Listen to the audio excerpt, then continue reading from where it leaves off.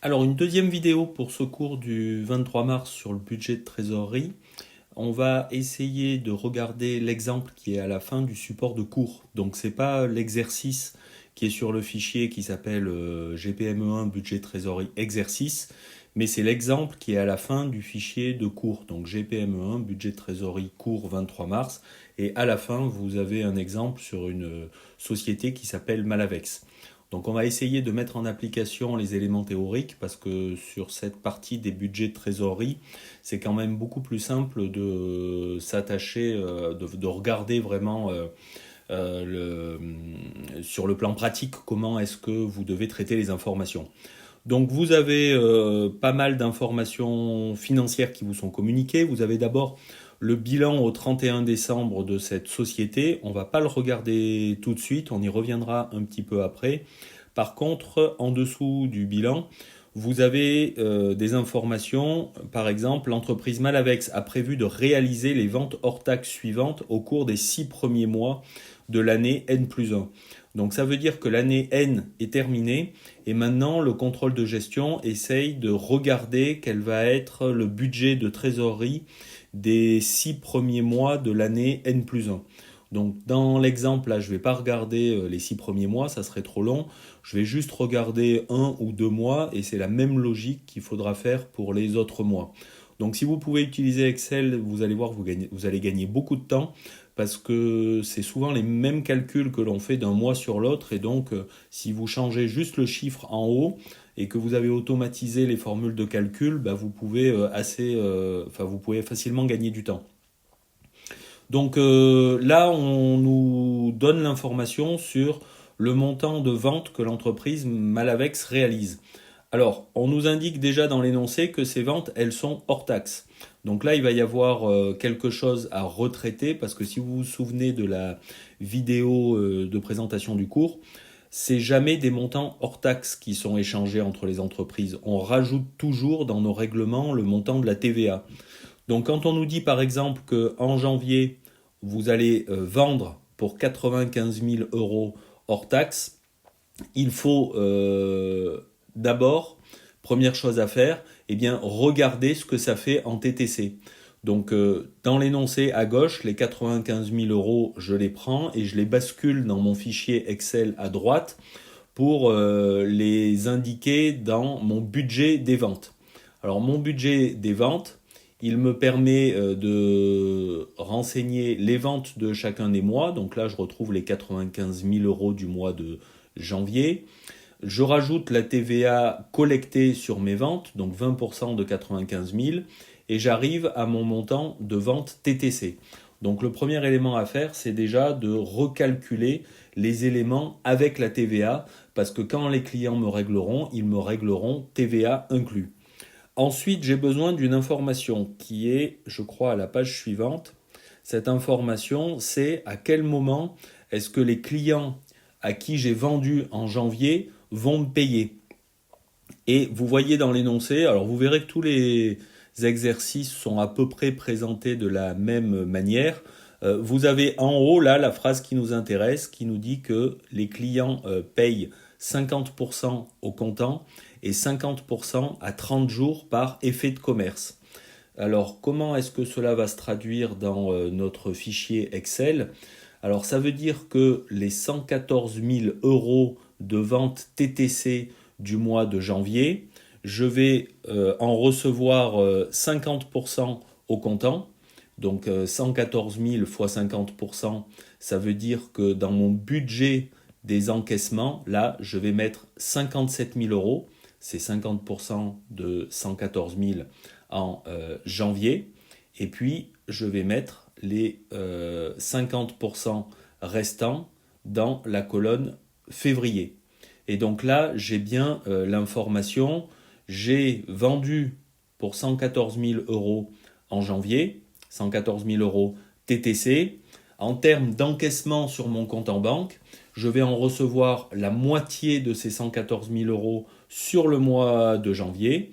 Et puis, je vais en recevoir une autre moitié sur le mois de février.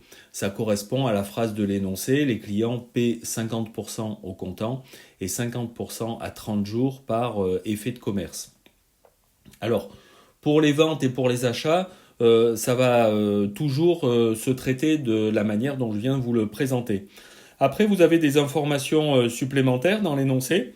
Par exemple, là, on nous dit dans la phrase suivante, l'entreprise envisage de réaliser un emprunt au cours du mois de mars de l'année N+1 pour un montant de 40 000 euros.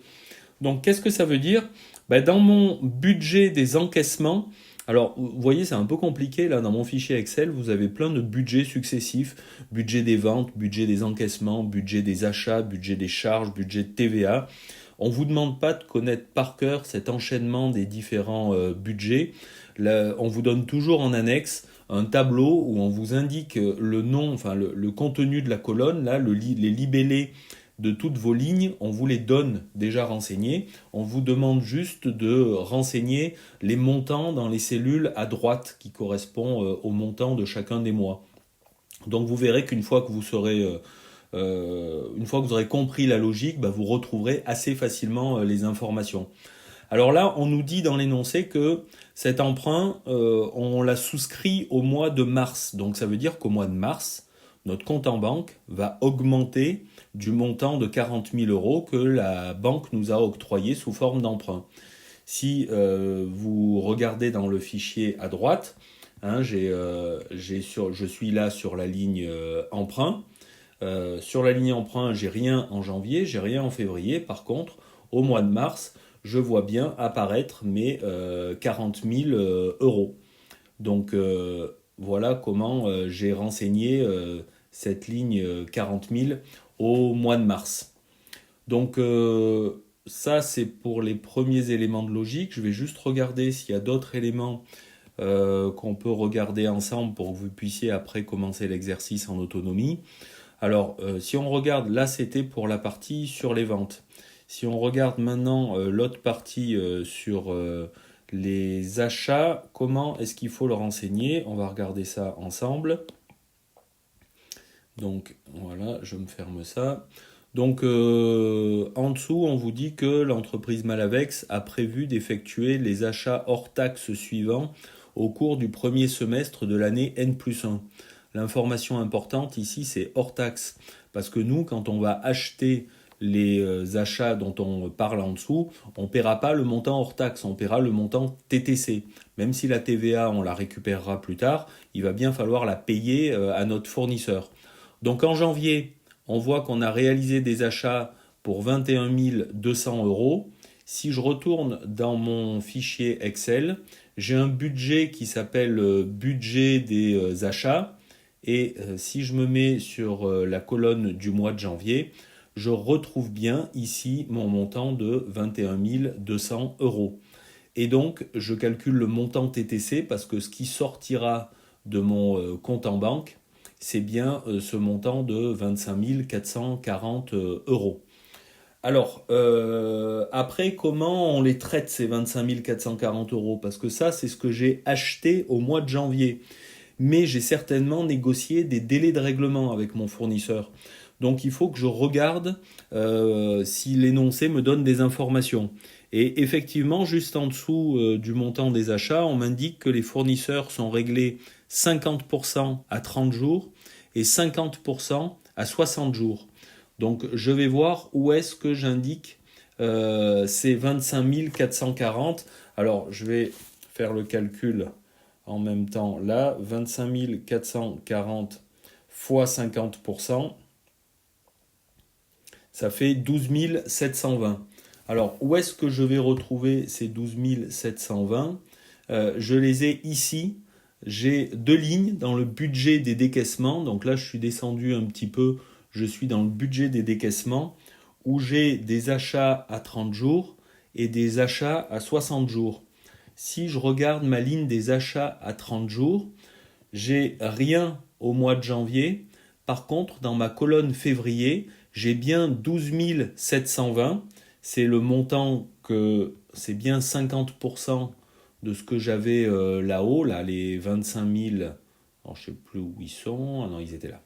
Les 25 440 ici de janvier, je les retrouve bien 50% en février, c'est la partie que je paye à 30 jours. Et puis, il y a encore 50% que je paye à 60 jours. Et donc, ces 50% restants, je vais les retrouver dans ma colonne mars. Donc, les 25 440 d'achats du mois de janvier vont être décaissés à hauteur de 12 720 euros durant le mois de février et 12 720 euros durant le mois de mars. Et donc, cette logique que je viens de faire pour janvier, eh bien, il va falloir la faire pour chacun des autres mois. Alors, dernier élément dont vous aurez besoin pour traiter l'exercice, c'est l'idée que vous voyez que à chaque fois, j'achète un mois donné et je paye le mois suivant, voire 2 mois après. Et donc, la question que l'on peut se poser, c'est qu'est-ce que j'ai acheté durant le mois de décembre et que je vais décaisser durant le mois de janvier. Parce que là, dans les informations, on me donne que les achats à partir du mois de janvier. Donc, je n'ai pas les achats de décembre. Donc, où est-ce que je vais trouver le montant des achats de décembre qui me reste à payer? Eh bien, cette information, je l'ai dans mon bilan, puisque dans le bilan, j'ai toutes les dettes, ce que je dois à mes fournisseurs. Et vous voyez que là, dans mon bilan, au 31 décembre N, je devais à mes fournisseurs un montant de 36 000 euros. Le montant de la dette que l'on met au bilan, c'est un montant TTC. Alors maintenant, on me dit qu'au 31 décembre, je devais à mes fournisseurs 36 000 euros. Il faut que je trouve l'information qui m'indiquera quelle est la partie de ces 36 000 euros que je paierai en janvier, quelle est la partie que je paierai en février, puis peut-être qu'il en restera même à payer en mars. Alors là, vous voyez que j'ai un petit 1 à côté de dette fournisseur. Le petit 1, je le retrouve dans les notes de bas de bilan, en bas là. Et dans ces notes de bas de bilan, on me dit qu'il y aura les 2/3 payables en janvier et 1/3 en février.